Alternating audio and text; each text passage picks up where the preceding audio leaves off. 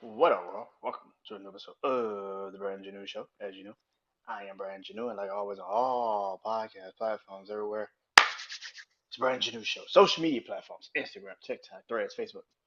Brandon Janeau Show, and of course, YouTube channel Brandon Janeau Show is where you can catch this visual episode and all visual episodes of this podcast. Man, oh man, oh man, oh man, oh man. Let's get into it, because you already know it's Tuesday, which means I Bleed Sports. It's been a minute since I've done an I Bleed Sports on Tuesday, but hey, what can I say? Life be life and sometimes, you know what I'm saying? But let's get into it. Sports is quiet today, man. Nothing is really going on. I mean, I know they got I think the World Series in college baseball starting. I think it's either today or tomorrow. It starts this week.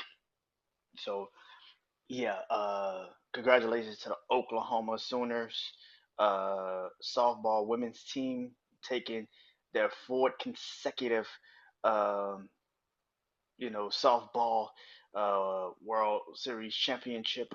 Um, that's a hell of a feat.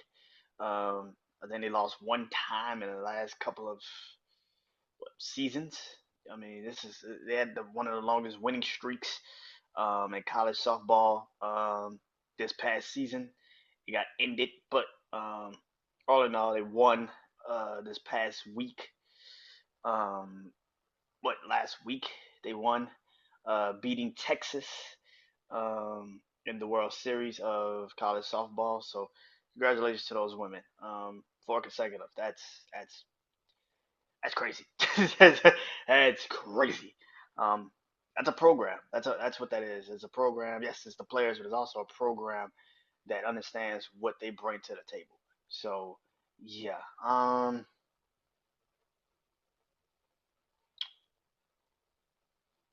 So Saturday night, it is going to be a boxing um fight card that is pretty damn explosive to say the least. When you have the Mexican monster himself, David Benavidez, moving up a weight class to light heavyweight, take on a former champion.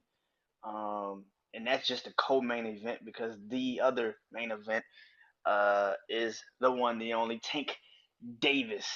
Javante Tank Davis will be back in the ring for the first time since the fight with Ryan Garcia last April. That's a crazy time period to be off. That Ryan Garcia could be definitely something. Watching all of the gloves on YouTube, is on Prime Video. Um, watched the first two episodes of that. That was really really cool to see that. I mean, people say, "Oh man, Showtime did it better," but it is Showtime. The same person is talking on the you know the off the gloves doc. Um, they just moved all the stuff from Showtime to you know and I'm pretty sure when people was watching Showtime for the first time, they were like, HBO did it better. You know what I'm saying? With the 24/7. You know what I'm saying? So it is what it is. We got to get used to this new world we live in, especially with the PBC on Prime Video. So it's pretty damn dope. But this fight card is gonna be really dope, man. Tank Davis versus Frank Martin, Frank the Ghost Martin. Um, looking forward to this fight, these fights Saturday. I really do believe that David and Tank have bigger fights on the horizon after this Saturday. Of course, David Benavidez has the most impactful fight that I think that boxing should want, should need, particularly for also this person's legacy. I feel like you need to have a fight with an actual person that could go in the ring with you in your weight class, and you have to show up and show out. And that is Canelo Alvarez. I think David Benavidez and Canelo need to fight at some point. They need to get it over and done with. And I just feel like Canelo's, I don't want to say ducking David Benavidez, but it feels like he doesn't want to fight him. That's why he's took in the Caleb Plants and the Charlo, and you know uh, the last fight he just had. And now you're saying they're gonna try to do a super fight with him and Bud Crawford. It's like, what the fuck is happening?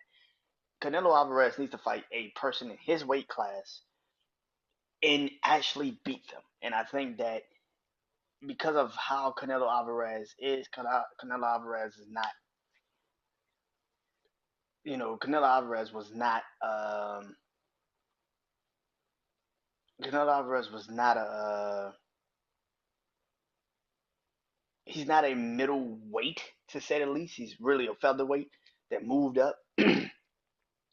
So fighting an actual middleweight like David Benavidez is going to be interesting to see. I think that when he has fought actually real middleweights like Beavidal and stuff like that, like when he's fought them, you can see that he's small and he isn't as impactful with the punches like we think he is. You know what I'm saying? So it will be pretty interesting to see how he fights, how that fight lines up. I think you know I want to see how that fight is gonna look. David Benavidez versus Canelo needs to happen. It needs to happen for boxing. It would be a great thing to happen. I don't know what's gonna happen. I think David Benavidez, even though he's moving up a weight class, that height that he has, his jabbing ability, his ability to go to the body. I've been watching a lot of David Benavidez fights for the last couple of days, maybe weeks, maybe months, just watching him fight, and he is a monster. Like that dude, when he gets in the rhythm, it's hard to break it. Caleb Plant, watching that fight, Caleb Plant was really leading that fight, and then he just turned it on, and it was just like, fuck. And then you watch another fight where he fights Andreas, and then Demetrius was doing everything he was doing right in the first couple of rounds, and then just out of nowhere, the bow snap. It just like what the fuck just happened?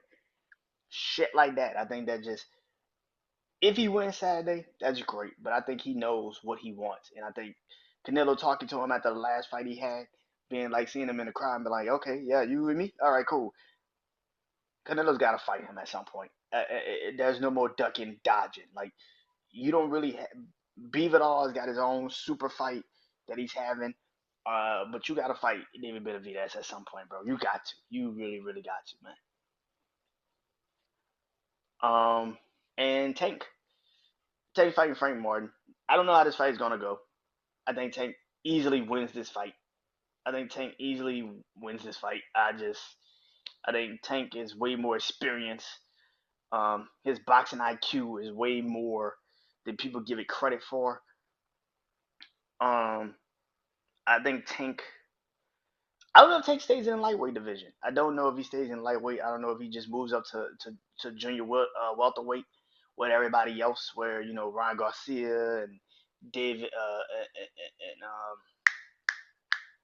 and Devin Haney and Teofimo Lopez and now Pitbull Cruz has moved up to junior welterweight. Like I think Tank eventually. I mean, you could dominate the lightweight division for as long as he wants to, because I don't really think there's any more real competitors like that in the lightweight division.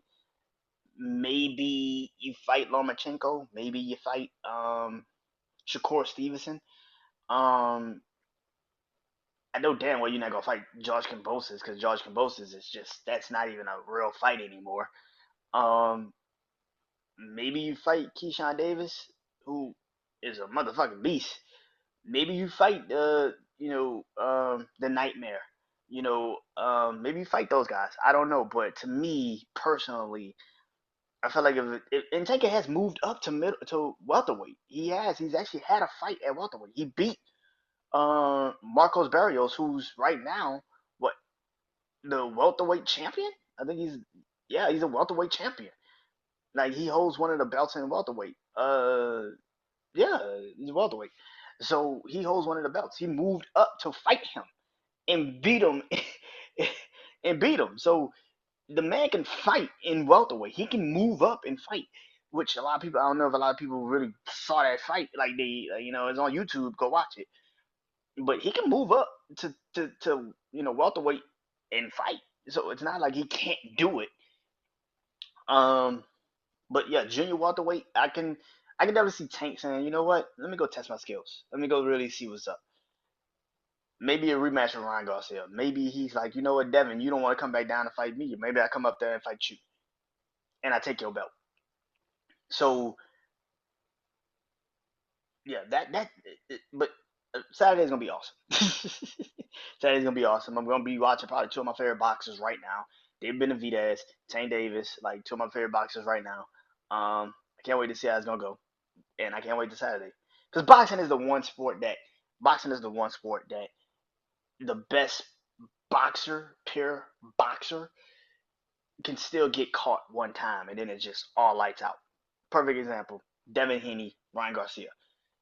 Devin's a better boxer than Ryan is easily, but he kept trying to outmatch his power, and he doesn't have power to outmatch him, and that's why he got caught so many times because he was trying to outmatch him, outpower him, and it's like you can't do that. You don't have it.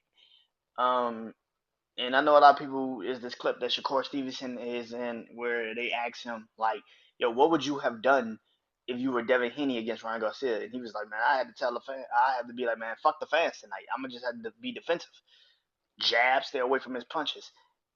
And to be honest with you, that's not a bad game plan because as much as people shit on Shakur Stevenson knows what he's talking about, man. The man is young, but he knows what the fuck he's talking about, and that's the thing. So Saturday's gonna be pretty damn interesting to see how this is all gonna look, and I can't wait to watch it.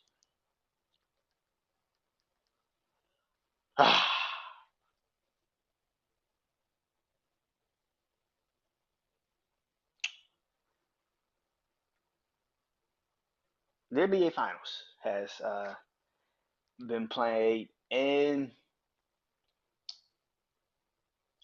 Boston's up 2-0. Boston's up 2-0.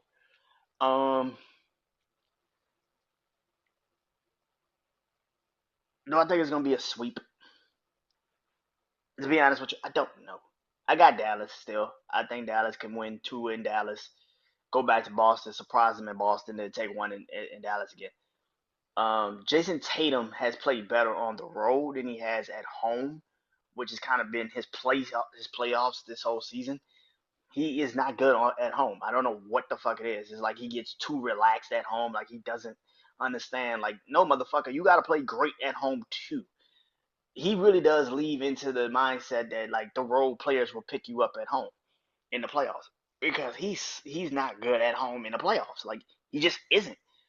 Um, which now people are now having this conversation of, is Jalen Brown actually the better player? And I could have told you, yeah, Jalen Brown is obviously the better player. He actually is a defender. He actually plays two ways. He plays two sides of the court. The fact that they don't give him that respect is ridiculous to me. I don't know why, but I'm happy that Boston is up 2-0. That's great. But where Dallas has to now understand who they are, Dallas has got to get back to being. Listen, I don't know what's on up with Kyrie. Kyrie at some point is going to wake up. I do believe being at home in Dallas, he's going to have that game where you're just like, fuck, that's not good. Talking to my brother Juan today on our Jack's Wild Sports show. Um, he's like, it's over. He's like, it's over. It's done. And I usually would say the same thing, but I feel like I don't know, man. I'm just waiting for. Boston has played better on the road than they have at home, and Dallas has played better at home than they have on the road. So it's going to be a contraction of styles being made in that. And listen, if Boston wins the next game and you decide to go into a gentleman's sweep type of thing, I guess. At the end of the day, man,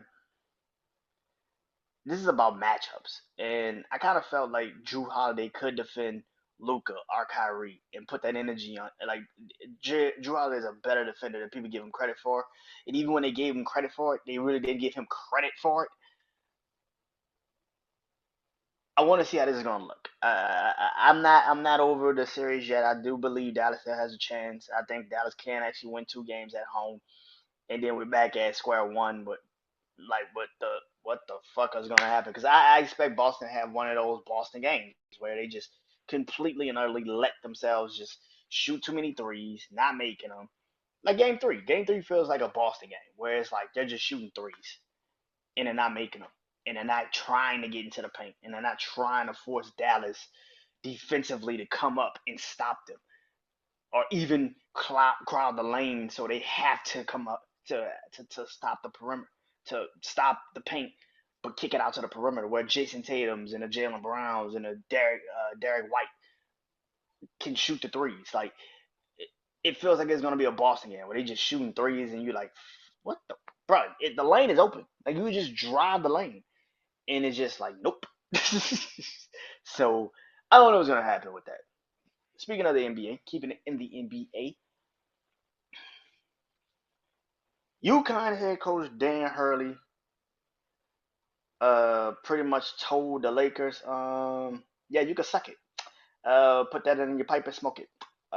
He is not going to be the Lakers head coach. They offered him 7 years, $60 million. Now a lot of people will sit there and say, I would have took that. Would have took that. But like me and my brother Juan said today, like him turning this job down kind of feels like there's a cloud hanging over here over the Lakers, and his name is LeBron James.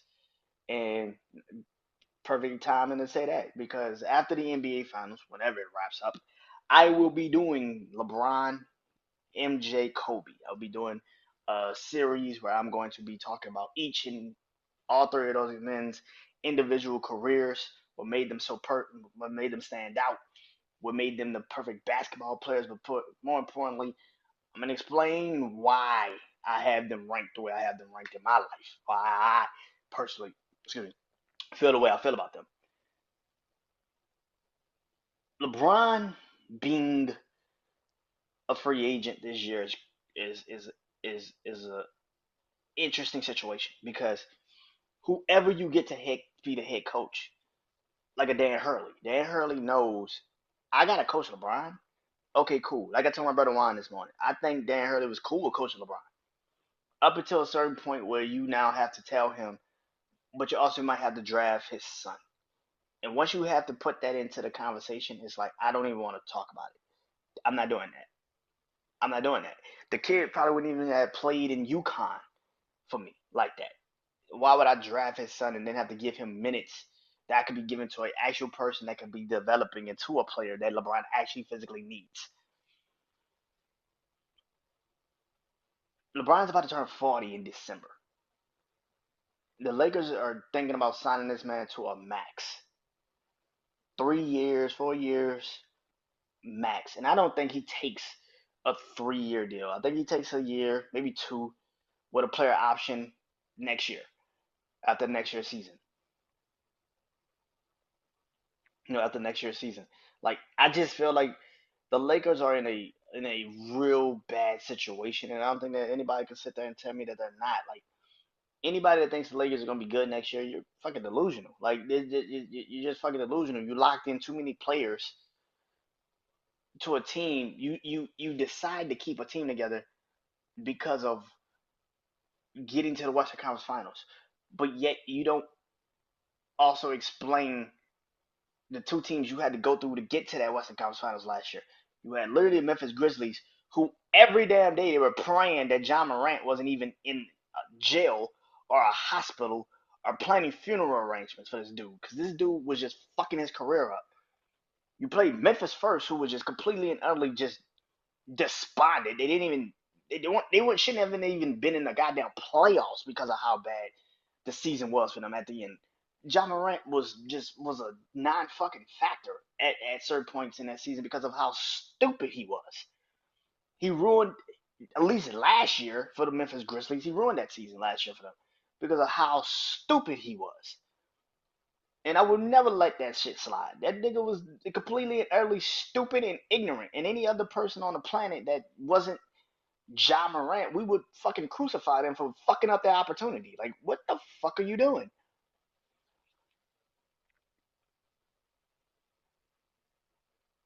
So Memphis, them going through Memphis was nothing. And then you had Dylan Brooks talking crazy, knowing damn well he couldn't play an ounce of basketball better than shit. Austin Reeves. at the end of that year. Like you couldn't even do that. Like yeah, it was a bad season last year, and so you went through the Memphis Grizzlies in the first round. Then you played the dysfunctional ass Golden State Warriors, who literally every fucking game we didn't know if Jordan Poole was still pissed off about getting punched in the face by Draymond Green. Like, like it was like that team was fucking a ticking time bomb every fucking 5 seconds they were on the court together.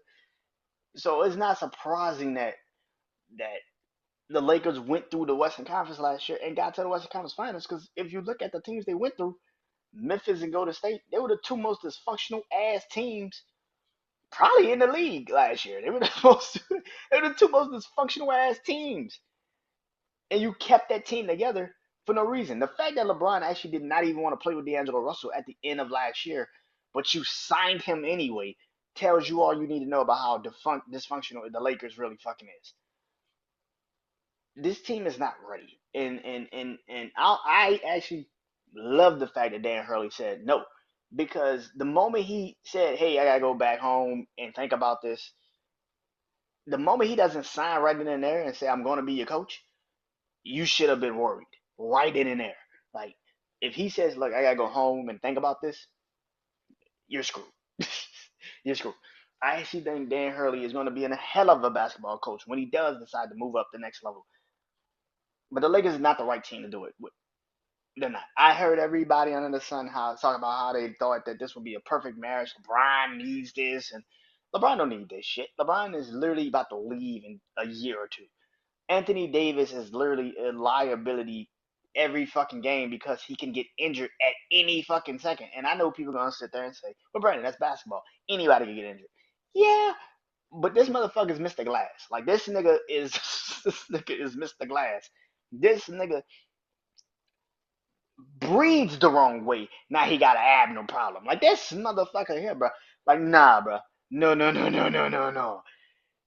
I don't nah, man. I don't trust. I don't trust the situation. I think that Dan Hurley did the right thing.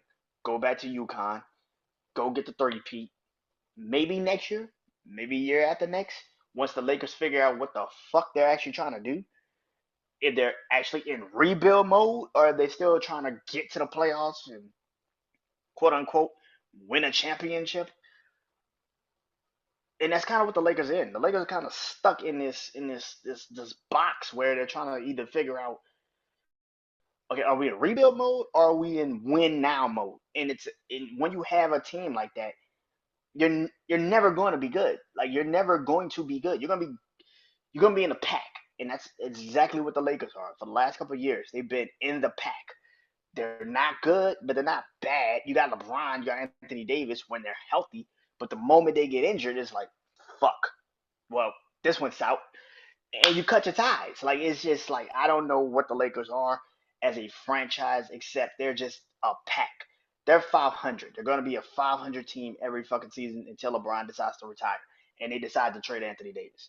They're going to be a 500 team, and whoever they hire as a head coach, you're only getting hired to be literally babysitted by LeBron James. We all know this shit. LeBron James is the coach. LeBron James is the GM. LeBron James, because if you tell me that the Lakers are going to draft his son, knowing damn well his son does not feel like an NBA player right now, but you're still going to draft him no matter what because LeBron wants it, that tells me right there and now who runs the team. You have way more pressing needs than appeasing LeBron James, who's going to be there for what, maybe 2 years, maybe three? And how longer does this, he's at this level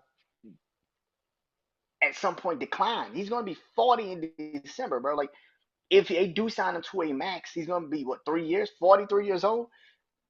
You expect LeBron James to play at this level till he's 43 fucking years old? That's fucking ridiculous. Like, no, man. I just feel like this team, the Lakers franchise, need to understand what they are. What are they? I have said for numerous months, if I was the Lakers, I'd cut my ties with LeBron, I'd trade Anthony Davis, I'll start a rebuild. And they're so afraid. There's a lot of teams that are afraid because of the legacy that they have that they don't believe that they should be in a rebuild. The Lakers are one of those franchises. The Lakers believe that no matter what, we're gonna figure it out. We're gonna get the big name. The perfect time you were supposed to do the rebuild was right after Kobe retired. And you were actually doing it. You were doing the right thing. Build the team, start to bring in the players that you know you can fit, and figure out the coaching situation. But the fact of the matter is, the Lakers are in this. We're still the big dog in the world, and we're still gonna be. They are exactly what my deep dive is gonna be on popularity versus actual skills and talent and what you are right now in the present sense. In reality, the Lakers are not ready to be a championship team. The Lakers are not ready to have that. You got Anthony Davis and LeBron James, and what the fuck else do you have? You have a 40-year-old LeBron James in December, and you have a brittle up and down Anthony Davis, who's what, 31, 32? He's like a year older than me. So, yeah, Anthony Davis like maybe a year, maybe a couple months older than me. So 30, 31. Anthony Davis? Like, come on, bro. Like, yeah, this is not a good situation. And I'm happy Dan Hurley was like, man, nope, I'm good. I go back to college. Fuck it. I can actually win in college faster than I can win in the NBA. And that's even with LeBron James and Anthony Davis. That's crazy.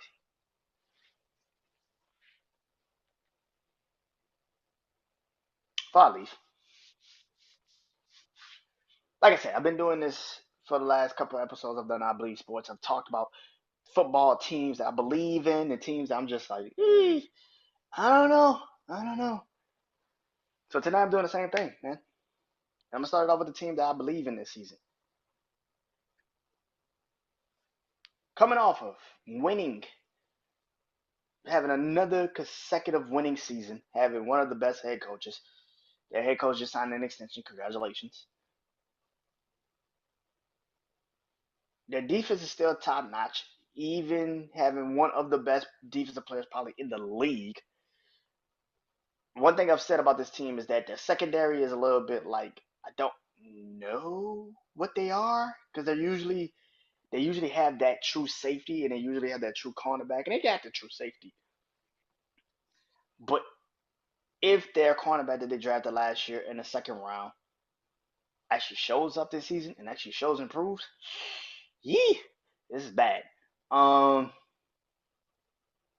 when you also have the weapons that you have, the team that you have, um, the biggest concern for this team has always been two things: offensive line, quarterback. Well, you brought in two quarterbacks that pretty much got done wrong for the last couple seasons by their franchises, and then you draft possibly the best offensive line class I've seen in some years, and you draft what 3, 4, 5 players for the offensive line, including possibly one of the best offensive guards in the last couple years in Washington's guard. You already know the team I'm talking about, and that is Pittsburgh. Pittsburgh Steelers is a team that I believe in this upcoming season. I don't now being in the AFC North is a hard thing already to master, but being in the AFC North with a healthy Joe Burrow, a healthy Lamar Jackson, and a pretty okay, decent if he can get back to it, Deshaun Watson in Cleveland is already a hard hill to climb. AFC North division is possibly the hardest division in the world to probably play football in. That's not even an exaggeration. That's dead ass serious. For the last couple of years, they've had three teams that have made literally the playoffs. Three teams that have made the playoffs in the last couple of years, and they alternate. A couple of years ago was what the Steelers, Bengals, was it Ravens? Last year was the Ravens, Browns, and Steelers. Every year, it's like whoever finishes last can still make the fucking playoffs. Every year. Every damn year, it feels like. And this is the crazy shit, because Cincinnati was still in the playoff race in week 16, and they didn't even have Joe Burrow since. And they didn't have Joe Burrow. Joe Burrow got injured, what, week like 8? like week 7, week 8, and they didn't have Joe Burrow, but they were still in the playoff race by like week 16, week 17. You know what I'm saying? I don't think Pittsburgh is going to win the division. No, I don't think Pittsburgh is going to win the division. But I also would not be surprised if they did. I don't know what they're going to do with the quarterback situation. The old saying is always the old saying: when you got two quarterbacks, you got no quarterbacks. But this is different. I feel like you got two quarterbacks that are out to prove that they're not one to prove that he is not washed, that he is that it was just the situation he was in and not the person that he is or the player that he is. In Russell Wilson, and then you have a quarterback that never really got a chance to really show what he could do because the offense was always never geared towards his skill set. It was it was skilled towards what the team, the franchise particularly, wanted him to be for that team, and Justin Fields. So now, so knowing that you have, you know, two quarterbacks that are coming off of really fucked up situations, I expect them to play crazy, including the fact, like I said, you drafted a kid from Washington, the offensive guard from Washington, who was on one of the best offensive lines last year in Washington. You drafted the center from West Virginia. You also draft another, you know, I think guard or tackle too. I think you got the kid from Michigan, if I'm not mistaken. This team is different, man. This offensive line looks a little bit different. You also traded Dante Johnson, who was pretty much for the most part a burden for your offense because of how he was being, talking about your offense every damn game after the game. You also have one of the best tight ends in Pat Fairmew, and you still got one of the best up and coming receivers in George Pickens. I gotta see how this offense gonna look, man. I think Pittsburgh is gonna be that team. Najee Harris, um, and Jalen Warren both also being there. This Pittsburgh team could make it. I think they make the playoffs. I definitely think they make the playoffs. Um, Again, I don't know where they're gonna fit, particularly in the division, but I don't think they're gonna be felt. I don't think they're gonna be last. I think they finished third, but they finished with a really good record. Like third to the point where you're like a game out of being the first place team in AFC North. Like especially if TJ Watt can stay healthy, this is a little different. This team will be a little different. So I definitely believe in the Pittsburgh Steelers this year. A team that I do not believe in this year. I don't know if I did them, but I will. I think I did. I can't. I think I did last week. I don't know. I don't know. But anyway, a team I do not believe in this year is the defending, well, the runner-ups, I should say, in this past Super Bowl, and that is the San Francisco 49ers. I don't have faith in them. I don't have faith in them. You pay Christian McCaffrey the money. That's awesome. I'm happy for you. Christian McCaffrey is now also on Madden. Okay. I just feel like this team is due one of those seasons where you just like, ooh, shit, they not good. Like, it's only so long you can run on a treadmill. It's only so long you can run on a mouse reel before you crap out. You get tired. And I feel like San Francisco right now is in a situation where we don't really know what Dre Greenlaw is going to look like if he even is going to play this season. And if he does play this season, he's not going to play until maybe November, December, because he tore his ACL he tore his Achilles in the playoff in the Super Bowl. So now you got to start with no Dre Greenlaw. You have Fred Warner, who's one of the best linebackers in the game. Nick Bosa. They've made some strides defensively to try to fix that secondary, but that secondary has always been a little bit shaky. You fire your defensive coordinator, and now you bring in another defensive coordinator. You got contract disputes going on with Brandon Ayuk. We don't know what you're going to do with Deebo Samuel in that sense. You just paid Christian McCaffrey. showing the entire world who's more important to you right now. Brock Purdy's also going to be doing an extension at some point. I think at the end of this season, he's doing an extension, and we don't know if you're going to even keep him. So it's a and George Kittle's also getting up there in age, and how much longer does he play? And I'm not saying great football, just decent football. Just keep you guys in games sometimes. I don't know, man. San Francisco feels like a team, especially in the AFC West, where you don't really know who can come out the AFC West. I don't trust the Rams. I don't trust Seattle, and I damn sure don't trust Arizona. So everybody's giving San Francisco this by default. But I feel like that's kind of the problem. It's like you just automatically assume by default they're gonna be there. And I don't think they will be. And I think that's kind of the biggest problem about San Francisco. I don't think they will be. Um, but we shall see. I don't trust San Francisco, man. Do I think the San Francisco 49ers win the NFC West?